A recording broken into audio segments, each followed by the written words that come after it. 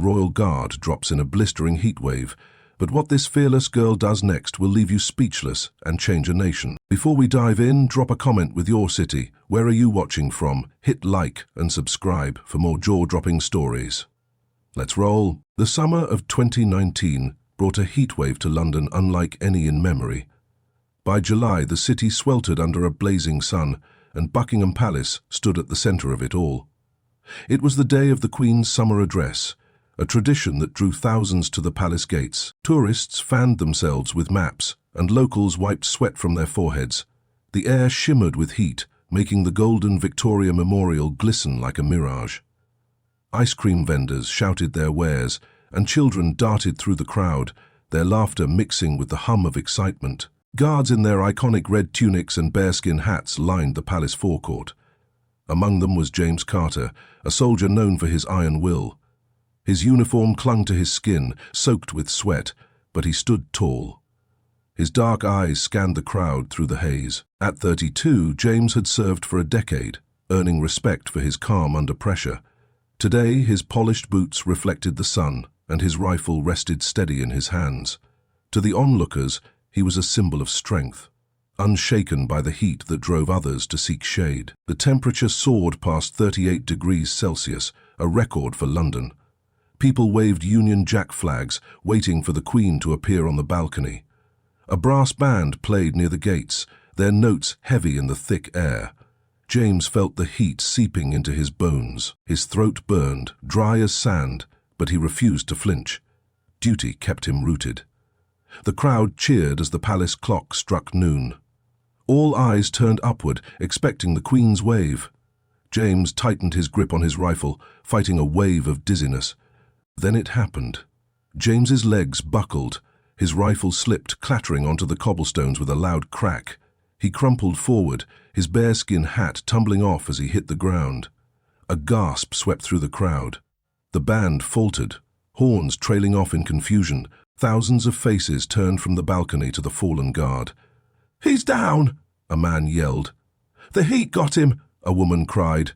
Phones lifted, cameras zooming in on James's still form. Dust rose around him, his red tunic stark against the grey stone. Other guards stood rigid, bound by protocol to hold their positions. Officers near the palace doors hesitated, caught between duty and concern. The Queen's attendants peered from the balcony, their whispers lost in the growing murmur. Sweat streaked James's pale face, his breathing shallow.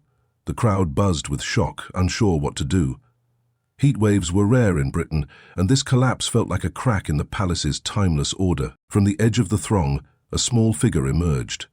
Her name was Elsie May, a 10-year-old girl with a mop of curly brown hair. She wore a simple blue dress, damp with sweat, and carried a plastic water bottle in one hand. Her green eyes locked on James. Pushing past a startled tourist, she ducked under the rope barrier. The crowd parted, voices rising in surprise. Elsie knelt beside the fallen guard, her small hands moving with purpose. She dropped to her knees, her blue dress brushing the hot stone. Her plastic water bottle dangled from her hand, warm from the heat, but she had something else in mind. She set it down and reached into her pocket, pulling out a crumpled cloth napkin. It was plain white, stained with faint juice marks from her lunch earlier. The crowd leaned closer, puzzled. A man muttered, "What's she doing with that?" Elsie didn't hear him. She focused on James, his face slick with sweat and his lips cracked from dehydration. With quick hands, she unfolded the napkin and draped it over James's forehead. Then she grabbed her water bottle, twisted the cap off, and poured a steady stream onto the cloth. The water soaked through, dripping cool relief onto his skin. James stirred, his eyelids fluttering as the damp fabric cut through the heat. Elsie pressed the bottle to his lips next, tilting it carefully. A few drops trickled into his mouth. He coughed, then swallowed, his chest rising with a deeper breath. The crowd watched, stunned into silence. But Elsie wasn't done. She glanced around, spotting a woman nearby holding a wide-brimmed straw hat. "Please, can I borrow that?" Elsie called, her voice clear despite the murmur around her. The woman blinked, then nodded, handing it over the barrier. Elsie took the hat and held it above James, shielding his face from the sun's glare. She waved it gently, creating a small breeze. The motion was simple, but it worked. James's breathing steadied, colour creeping back into his cheeks. The palace square erupted.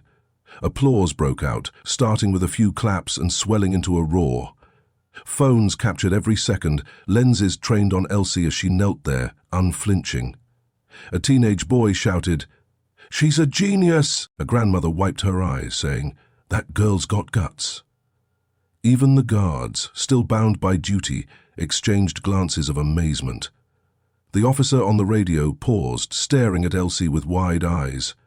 Medics finally pushed through the crowd, their bags thumping against their sides, but Elsie had already changed everything. James opened his eyes, squinting up at her.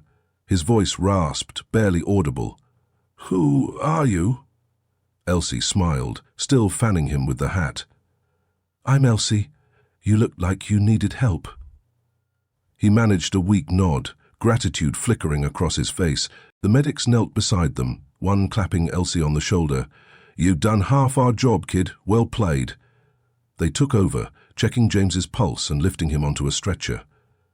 Elsie stepped back, handing the hat to its owner with a quiet, "Thank you." The Queen, watching from the balcony, leaned toward her aide.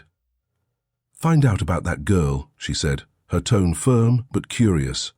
The aide nodded, scribbling a note. Below, the crowd buzzed with energy. Elsie's actions sparked chatter that rippled beyond the palace gates. A vendor selling water called out, "That's how you beat the heat." A tourist uploaded a video captioning it, "Girl saves guard at Buckingham." Within minutes, it spread online, racking up views across the globe. Elsie slipped back to the crowd's edge, clutching her empty bottle. Her father, a wiry man with a sunburned neck, pulled her close. "Where do you learn that?" he asked, his voice thick with pride. Elsie shrugged. "School trip to the Science Museum. They showed us how to cool someone down fast." She didn't mention how she'd practiced on her little brother during a hot day at home, determined to get it right. Her father hugged her tighter, shaking his head in wonder. As the medics carried James away, the square settled into a new rhythm. The Queen stepped forward for her address, but the day belonged to Elsie. Her quick thinking turned a moment of crisis into a story the kingdom wouldn't forget. Whispers of her courage echoed through the heat-soaked air. The stretcher disappeared through the palace gates, leaving the crowd buzzing with energy. The Queen's summer address went on as planned, her voice steady over the speakers, praising the harvest and resilience of her people. Yet, below the balcony, eyes kept drifting to the spot where Elsie had knelt. Her blue dress flashed in countless videos, now racing across social media. Hashtags like Heatwave Hero and Buckingham Brave trended within the hour, lighting up screens worldwide. Elsie stood with her father near a shaded vendor stall, sipping a fresh bottle of water he'd bought her. The crowd's applause lingered in her ears, but she stayed quiet, twisting the bottle cap in her hands. Her father, Tom May, ruffled her curly hair. "You're famous now, Els," he said, grinning. She rolled her eyes. "I just wanted him to be okay, Dad." Tom chuckled, but his phone buzzed with messages from friends. Everyone had seen the clip. A news van rolled up outside the barriers, its crew scrambling to set up cameras. Reporters shouted questions toward Elsie, but Tom waved them off. "She's 10. Give her a break," he called. Inside the palace, James lay on a cot in the medical room. A fan hummed beside him, and a nurse adjusted an IV drip in his arm. His uniform jacket hung on a hook, the silver trim dulled by sweat stains. The medics had diagnosed heat exhaustion, worsened by hours in the sun without a break. James stared at the ceiling, his mind replaying the moment he fell. Shame gnawed at him. He'd trained to endure worse than this, but then he saw Elsie's face, calm and focused, fanning him with that straw hat. His chest tightened with a mix of relief and wonder. "That kid," he murmured to the nurse. "She's something else." The nurse smiled. "She's the talk of London now." Word of Elsie's deed reached the Queen's private chambers. Her aide, a sharp-eyed woman named Margaret, relayed the details. "She's Elsie May, 10 years old, from Lambeth. Father's a mechanic. No prior connection to the palace," Margaret reported. The Queen tapped her fingers on the armrest. "Bring her to me tomorrow," she said. "I want to thank her myself." Margaret nodded, already drafting the invitation. The Queen's curiosity wasn't just formal. Something about Elsie's quick thinking struck her as remarkable, a spark worth nurturing. Outside, the crowd thinned as the heat drove people toward pubs and parks. But Elsie's story grew louder. A local radio station interviewed a witness, a taxi driver named Raj who'd filmed the whole thing. "She didn't wait for anyone," Raj said over the airwaves. "Just jumped in like it was her job. Blew my mind." Online, comments poured in. One user wrote, "She's braver than most adults I know." Another posted, "Proof kids can change the world." A teacher from Elsie's school saw the news and texted her colleagues, "That's our Elsie, always tinkering and fixing things." Back at home that evening, Elsie sat on her family's worn sofa in their small Lambeth flat. The TV flickered with a report about her, showing grainy footage of her pouring water on the napkin. Her younger brother Alfie bounced beside her. "You're on telly," he shouted, waving a toy car. Elsie shoved him playfully. "Quiet, or I'll soak you next." Their father laughed from the kitchen, stirring a pot of soup to cool them all down. But Elsie's mind drifted.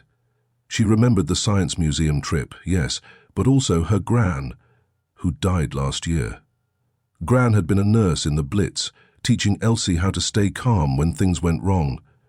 "Think fast, act smart," Gran used to say. That lesson had stuck. Meanwhile, James faced his own reckoning.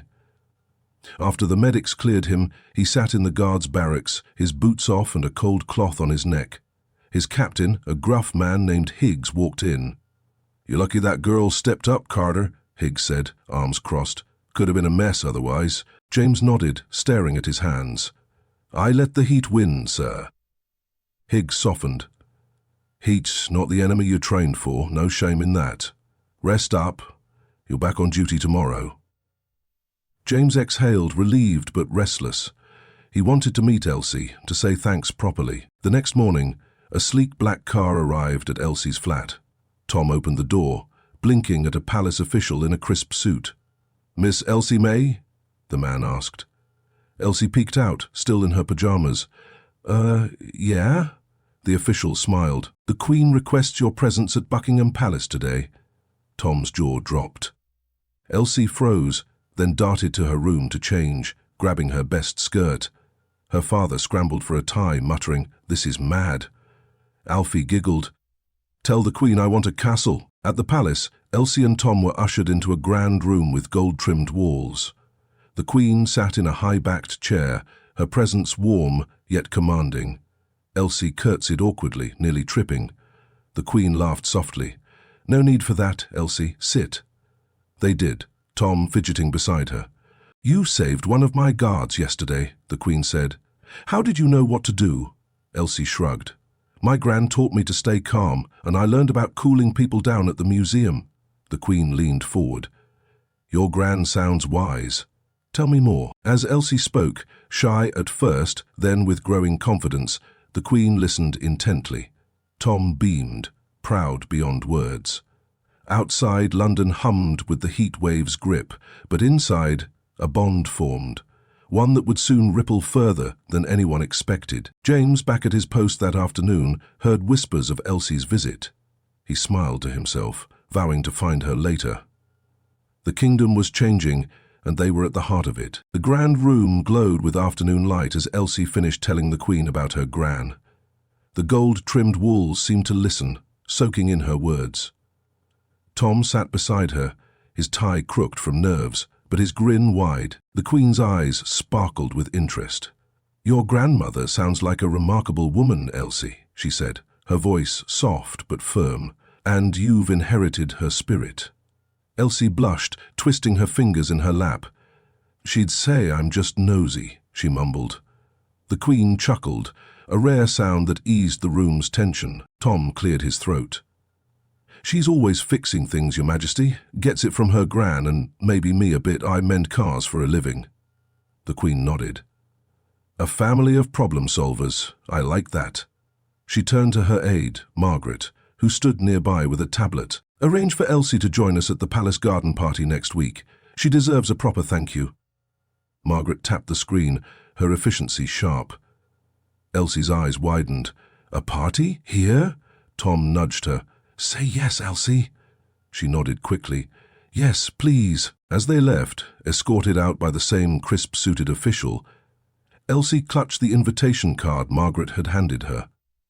It was cream-coloured with elegant script, promising a day of tea and cakes in the palace gardens. Outside, the heatwave still baked London, but a breeze carried hints of relief. Tom whistled. "Never thought I'd see my kid hobnobbing with royalty." Elsie grinned, already imagining the gardens from pictures she'd seen in schoolbooks. But her thoughts drifted to James, the guard she'd helped. She wondered how he was doing. Across the palace grounds, James stood at his post again, the sun lower but no less fierce. His red tunic felt heavy, though medics had cleared him for duty. Fellow guards clapped his shoulder as they passed, their teasing light. "Survived the heat, Carter?" one asked. James forced a smile. "Barely." His mind wasn't on their banter, it was on Elsie. He'd overheard a sergeant mention her visit to the Queen. The kid who'd saved him was meeting royalty, and he hadn't even thanked her yet. Determination settled in his chest.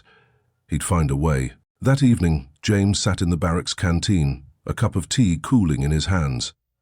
The TV on the wall replayed footage of Elsie's actions, now a national story. A reporter interviewed a palace historian who noted, "Guards collapsing isn't new, happened in '76 during another heat wave, but a child stepping in? That's a first." James sipped his tea, listening. His captain, Higgs, slid into the seat across from him. "You're famous now, lad," Higgs said, his tone gruff but warm. "People love a comeback story." James shrugged. "It's not about me. That girl, she's the real deal." Higgs leaned forward, his voice dropping. "Heard something from the old files today. Might interest you." James raised an eyebrow. "What's that?" Higgs glanced around, then spoke quietly. "Your granddad, Arthur Carter, he was a guard here in the 50s. During a parade, he stopped a runaway horse from trampling a kid. Saved her life, got a medal for it." James froze, the tea forgotten. "Granddad never told me that." Higgs smirked. "Kept it quiet, said it was just his job." "Sound familiar?" James stared at the table, a flood of memories hitting him. His granddad's steady hands teaching him to tie knots, his tales of duty over dinner. Maybe courage ran in the family. The next day, Elsie's school buzzed with her story. Her teacher, Mrs. Patel, pulled her aside after class. "You're a star, Elsie. We're starting a first aid club because of you. Want to help run it?" Elsie beamed. "Yeah, can we teach how to cool people down?" Mrs. Patel laughed. "Top of the list." Word spread fast, and soon kids crowded her at lunch, asking how she'd been so brave. "Wasn't hard," Elsie said, munching a sandwich. "Just did it." But her friend Liam piped up, "Bet the Queen gives you a crown." Elsie snorted, "I'd rather have a toolbox." Meanwhile, James dug into his granddad's past. He found an old photo in the barracks archives. Arthur Carter, stern-faced in his uniform, holding a medal beside a grinning girl.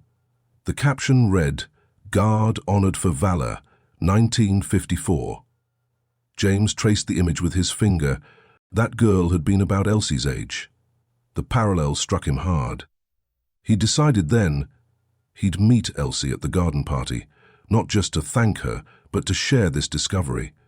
It felt like fate tying their stories together. By week's end, London's heatwave eased slightly, but Elsie's fame didn't. A local shop donated water bottles to her school, inspired by her quick thinking. A radio DJ dubbed her the Heatwave Wonder, playing a song in her honor. At home, Elsie taped the palace invitation to her fridge, her brother Alfie drawing stick-figure guards beside it. Tom watched her, pride swelling. "Granby over the moon," he said. Elsie nodded, her voice small. "Wish she could come too." The day of the garden party arrived with a gentler sun, the heatwave finally loosening its hold on London. The palace gardens bloomed with roses and lavender, their scent drifting over neatly trimmed lawns. White tents dotted the grounds, offering shade for guests in summer hats and crisp suits. A string quartet played near a fountain, the music light and airy. Elsie stepped through the gates, her best skirt swishing around her knees. Tom walked beside her, tugging at his borrowed jacket. "Look at this place," he whispered, awed. Elsie clutched her invitation card, her eyes darting over the crowd. James stood near the tea tent, off-duty but sharp in a navy blazer. His granddad's medal photo rested in his pocket, a quiet weight. He'd heard Elsie would be here and planned to find her. Guards mingled with guests, their red tunics swapped for lighter gear, a nod to the Heatwave's lessons. The Queen moved among the crowd, her pale green dress catching the light. She greeted diplomats and charity leaders, her smile warm but purposeful. Elsie spotted her and froze. "She's real," she said to Tom, who laughed. "Course she is, El." A palace usher guided Elsie and Tom to a small table under an oak tree. Waiters brought lemonade and tiny sandwiches, cucumber and salmon, fancier than anything Elsie had tasted. She nibbled one, watching kids chase each other across the grass. Tom leaned back, sipping his drink. "This beats fixing engines in the heat," he said. Elsie grinned, but her thoughts wandered to James. She'd seen him collapse, helped him up. Would he be here too? Her question answered itself when James approached, his stride steady despite the memory of that fall. "Elsie May?" he asked, stopping at their table. She nodded, setting her glass down. "I'm James Carter, the guard you helped." Tom stood, shaking his hand. "Good to see you upright, mate." James smiled. "Thanks to your daughter." He pulled out a chair, joining them. "I owe you, Elsie. That napkin trick. It worked fast." Elsie shrugged, her cheeks pink. "Gran said wet cloth beats heat every time." James pulled the photo from his pocket, sliding it across the table. "My granddad, Arthur. He saved a girl once, like you saved me. Thought you'd like to see." Elsie studied the faded image, her finger tracing the girl's grin. "He looks strong," she said. James nodded. "He was. Never bragged about it, though. Kept it secret till my captain dug it up." Tom whistled. "Runs in the family, eh?" James chuckled, but his eyes held Elsie's. "You've got that strength too. Not many would have stepped up like you did." She fidgeted with her napkin. "Anyone could have. I just moved first." Their chat paused when the Queen approached, Margaret at her side. Guests hushed, turning to watch. "Elsie, Mr. May," the Queen said, her voice carrying a quiet command. "I'm glad you could join us." Tom stammered a greeting, but Elsie piped up, "Thanks for inviting us. It's amazing here." The Queen smiled, then gestured to James. "And you, Mr. Carter, recovered, I see?" James stood, bowing slightly. "Yes, Mum, thanks to Elsie." The Queen's gaze shifted between them. "A fine pair, you two. Which brings me to something I'd like to discuss." She waved Margaret forward, who held a folder. "The Heatwave showed us gaps," the Queen said. "Guards suffered, and the public noticed. We're launching a campaign, Cooler Communities. Training, supplies, awareness. To keep people safe in heat like that." She looked at Elsie. "I'd like you to help lead it, Elsie. Teach kids what you know." Elsie's jaw dropped. "Me? Teach?" The Queen nodded. "You've proven you can act when it counts. Who better?" Then she turned to James. "And you, Mr. Carter, join her. Your experience, your family's history.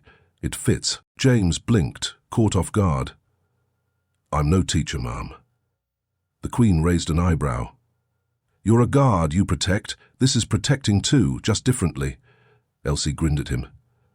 "We'd be a team?" Tom laughed. "She's got you there, mate." James hesitated, then nodded. "If Elsie's in, I'm in." The Queen clapped her hands once, pleased. "Good. Margaret will arrange it. Workshops, school visits, the lot. Start next month." The crowd murmured approval as the Queen moved on, leaving Elsie and James stunned. Tom raised his glass. "To my girl and her new partner." They clinked drinks, Elsie giggling. "What do we teach first?" she asked James. He thought for a moment. "How to spot heat trouble, before it hits hard, like you did." She nodded, ideas sparking. "And how to use stuff around you, like hats and water." Their plan grew as the party hummed around them, guests whispering about the Queen's new stars. Later, Elsie wandered to the fountain, dipping her fingers in the cool water. James followed, hands in his pockets. "This is big," he said. "Bigger than standing at the gates." Elsie splashed a drop his way. "Bigger than fainting, too," he laughed, wiping his cheek. "Fair point." They stood there, the garden alive with chatter and music, a new purpose binding them. London's heat wave had faded, but its lessons and their story were just heating up. A month later, Elsie and James stood in a school gymnasium in Camden, facing a crowd of 30 kids. The Cooler Communities campaign had begun, and this was their first workshop. Tables held water bottles, cloth scraps, and paper fans. Tools Elsie had insisted on. She wore a blue jumper, her curls tied back, while James stood in a casual jacket, his guard uniform left at the palace. A banner above them read, "Beat the heat with Elsie and James." Elsie kicked things off, her voice steady. "Last summer I saw a guard collapse. He needed help fast." She pointed to James. "That's him. I used water and a napkin to cool him down." The kids leaned forward, eyes wide. A girl with braids raised her hand. "Did he wake up right away?" Elsie nodded. "Pretty quick. Wet cloth on the head works wonders." James stepped in, holding up a bottle. "Heat can sneak up on you. I didn't feel it till I hit the ground. Look for sweaty skin or dizziness. That's your warning." The kids scribbled notes, some testing fans on each other. The workshop hummed with activity. Elsie showed them how to soak cloth and drape it right, while James taught them to spot trouble in a crowd. "If someone's wobbly, don't wait. Get them shade," he said. A boy in a red cap asked, "What if there's no water?" Elsie grinned, grabbing a fan. "Wave this hard. It's better than nothing." Laughter rippled through the room. By the end, the kids practiced on a volunteer victim, a teacher who flopped dramatically, earning cheers. Mrs. Patel, Elsie's teacher, watched from the back, beaming. "You're naturals," she told them later. Word of the workshop spread fast. A local news crew filmed it, airing a segment that night. The anchor called Elsie and James London's heat-busting duo, showing clips of kids fanning their giggling teacher. Social media lit up again, with parents posting, "My son's ready for summer now," and "James and Elsie should visit every school." The palace sent Margaret to check in, and she left impressed. "The Queen's pleased," she told them over the phone. "Next stop's a community centre in Brixton." Bigger crowd. In Brixton, the stakes climbed. Over 100 people packed a hall. Kids, parents, even a few pensioners. Elsie and James scaled up, using buckets and towels for demos. The crowd loved it, but not everyone was on board. A man in a grey coat stood up midway, his voice sharp. "This is cute, but what's a guard and a kid fixing? Heat waves aren't our fault. Talk to the government?" Murmurs followed. James kept his cool. "We're not here to fix the weather. We're giving you tools to handle it." Elsie added, "If you're ready, you're not scared?" The man sat, unconvinced, but the room clapped anyway. Back at home, Elsie faced her own hurdles. Alfie, her brother, had started mimicking her, soaking dishcloths and chasing her with them. "I'm Elsie the heat hero," he yelled, splashing the floor. Tom groaned, mopping up. "You're teaching him chaos, Els." She laughed, but school piled on too. Homework clashed with workshop prep. One night she sat at the kitchen table, sketching fan designs, when Tom slid a cup of tea beside her. "You're doing grand proud," he said, "but don't wear yourself out." Elsie sipped, nodding. "It's worth it, Dad." James wrestled with doubts too. Guard duty filled his mornings, and workshops took his afternoons. His mates teased him, "From palace gates to playgrounds, Carter." But some higher-ups grumbled. Captain Higgs called him in one day. "Brass thinks you're distracted," Higgs said, arms crossed. "Really want guards focused, not famous." James frowned. "This came from the Queen. It's not a hobby." Higgs sighed. "I know. Just keep your head on. Prove it's worth it." James left, resolve hardening. He'd make it work. For Elsie and the campaign, their next event hit a snag. A heatwave drill at a Hackney Park drew a huge turnout. Families, scouts, even a cycling club. Elsie and James set up under trees, handing out water and showing shade tricks. Halfway through, a sudden wind flipped their tent, scattering supplies. Kids shrieked, chasing flying fans, while parents scrambled to help. Elsie grabbed a megaphone from the mess. "Everyone stay calm, grab what you can." James hauled the tent back, sweat beading despite the breeze. They salvaged it, laughing by the end, and the crowd rallied, calling it the best drill ever. That night, a TV debate sparked over cooler communities. A scientist praised it, practical, grassroots, brilliant. But a pundit scoffed. A gimmick. One guard's feint doesn't justify this. The split fueled chatter online, with cooler critics trending alongside Elsie and James. Elsie saw it on Tom's phone and frowned. "Why don't they get it?" James, visiting for tea, shrugged. "Some won't. We keep going anyway." He pulled out his granddad's photo. Arthur didn't stop for doubters. Neither will we. Winter faded into a mild spring, and by June 2021, London simmered under the threat of another heat wave. The campaign had grown beyond Elsie and James's wildest hopes. Their workshops had hit dozens of schools and centres, training thousands across the city. Shops handed out free water bottles with their logo, a fan and a crown, stamped on the side. A booklet they'd written, Beat the Heat Basics, sat in libraries and cafes, its pages worn from use. Kids wore badges saying Heat Helper, a title Elsie invented. But now, the real challenge loomed. The Met Office issued a red alert. Temperatures would climb to 40 degrees Celsius, the worst since last summer. News channels warned of power strain and packed hospitals. Elsie and James met at a Brixton community hall to plan. She spread a map on the table, marking spots with pins. "We've got drills in 5 parks tomorrow," she said, her voice firm. James nodded, adjusting his cap. "I've got guards pitching in, off-duty volunteers. We'll set up water stations too." Tom popped in, carrying a box of fans from a donor. "You're running an army now, Els," he teased. She grinned, but her stomach tightened. This was their biggest test.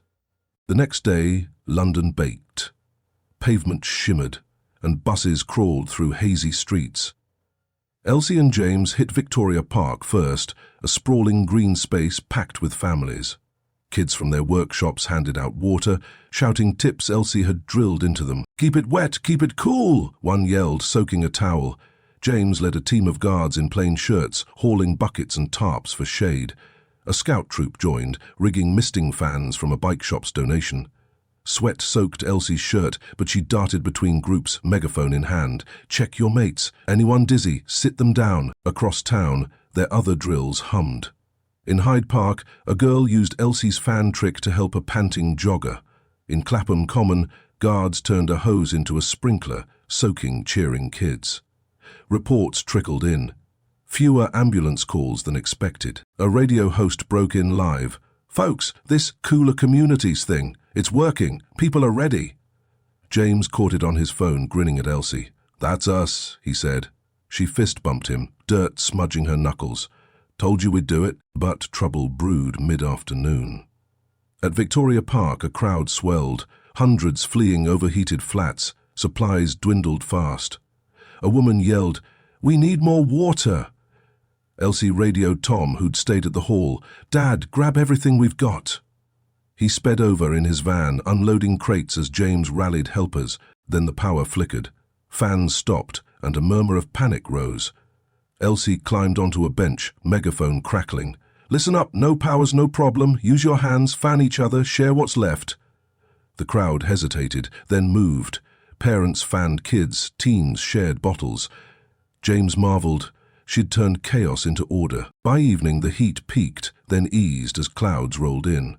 Exhausted, Elsie and James sat on the grass, watching families pack up.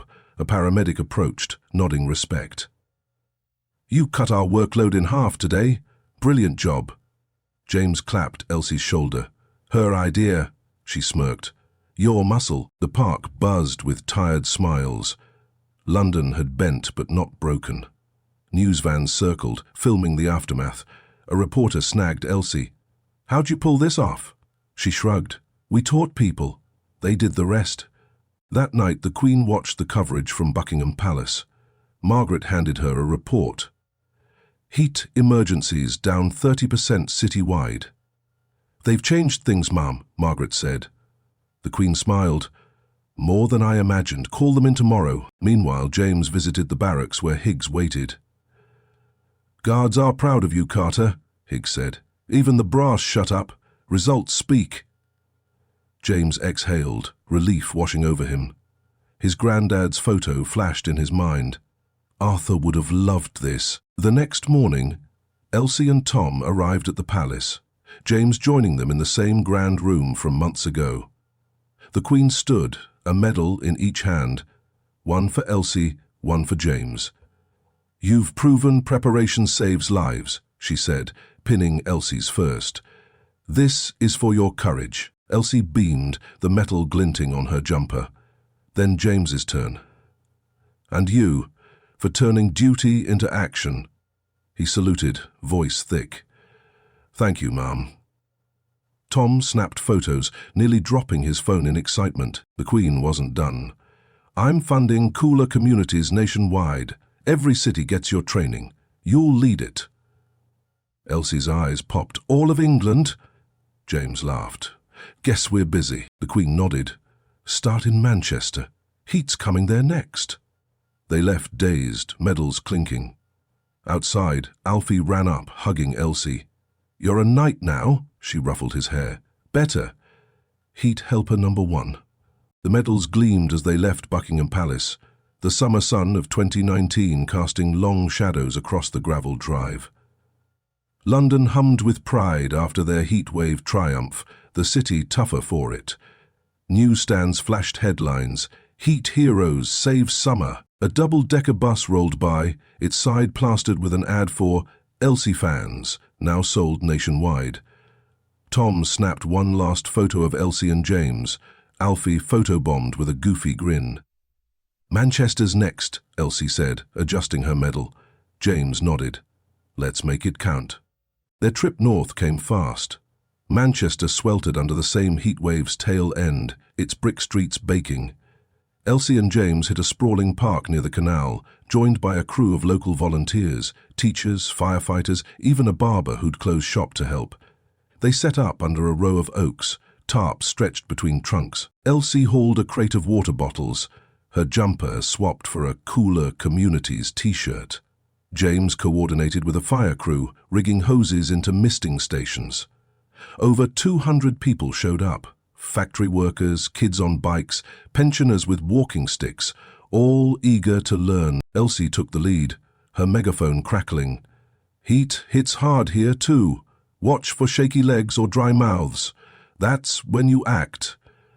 She showed them how to rig damp cloths from old shirts, while James had volunteers practice dragging tarps for instant shade. A firefighter sprayed a mist, soaking a cheering crowd. A boy on a bike asked, "What if we're stuck inside?" James pointed to a window. "Crack it open, shove a wet towel there, keeps air moving." The crowd nodded, soaking it in. By noon, they turned the park into a heat-proof hub, buckets sloshing and fans whirring. Trouble struck late afternoon. A factory nearby lost power, sending dozens of workers to the park for relief. Supplies stretched thin, water ran low and a hose burst, flooding a tarp. Elsie darted to the fire crew. "Can you tap another line?" They rigged it fast, while James grabbed a bullhorn. "Share what you've got, half a bottle's enough." Workers passed cups around, and a girl Elsie's age handed out torn cloth strips from her dad's ruined shirt. The crisis eased, the park a sweaty, grinning mess. A TV crew caught it all, beaming it live.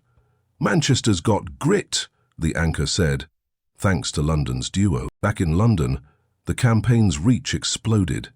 Birmingham booked them next, then Leeds, then Glasgow. A shipping firm donated a van painted with cooler communities in bold red for their travels. Elsie named it the Heat Buster, Alfie doodling flames on its doors. Schools nationwide adopted their drills, and a chain of corner shops stocked their booklet beside the tills. Online, a viral challenge popped up, kids filming themselves fanning strangers, tagging Heat Helper. Elsie laughed, watching one at home, Alfie copying it with a pillowcase. "You're famous twice now," Tom said, frying chips. James felt the shift at the palace too. Guards swapped stories of their own heat tricks inspired by his workshops. Captain Higgs pulled him aside one morning. "You've rewritten the rulebook, Carter. Brass wants you training new recruits. Heat prep included." James blinked. "Me? A trainer?" Higgs smirked. "Who else?" "You and that kid turned a feint into a force," James agreed, picturing his granddad's medal. Arthur's legacy now his to carry forward. He started that week, showing rookies how to stand tall without breaking. Elsie's tips mixed in. Their biggest moment came in August. The Queen hosted a national summit at the palace, Future Ready, spotlighting Heatwave heroes. Elsie and James stood on a stage in the ballroom, facing mayors, scientists, and charity heads. Elsie, in her t-shirt, spoke first. "We started with one guard and a napkin. Now it's everyone helping everyone." James followed, his blazer swapped for guard reds again. "Duty's not just at the gates, it's in the streets, the parks, wherever people need us." The room erupted, clapping loud enough to rattle the chandeliers. The Queen took the mic next. "Elsie May and James Carter have shown us strength lies in action, not just rank. Cooler Communities is law now, funded for a decade." She handed them a plaque, engraved with their names and a map of Britain. Elsie traced it, whispering, "Gran'd love this." James gripped it too, his throat tight. Outside, a crowd cheered as they emerged, Alfie leading a chant. "Elsie, James, Heat can't win." Tom hoisted him up, laughing. Months later, autumn cooled the air. Elsie sat in her Lambeth flat, sketching a solar-powered fan for next summer. James visited, bringing a guard recruits manual he'd updated, her cloth trick on page 1. "You're in the books now," he said. She grinned. "So are you." Their van idled outside, ready for Glasgow. Across Britain, parks stayed stocked with water stations, kids taught mates heat hacks, and guards stood prouder, trained by a man who'd fallen and risen stronger. London's heatwave of 2019 had sparked a movement, Elsie and James its flame. From a girl's quick hands to a guard's new path, they'd built a legacy that outshone the sun itself, proving a kingdom thrives when its people stand together.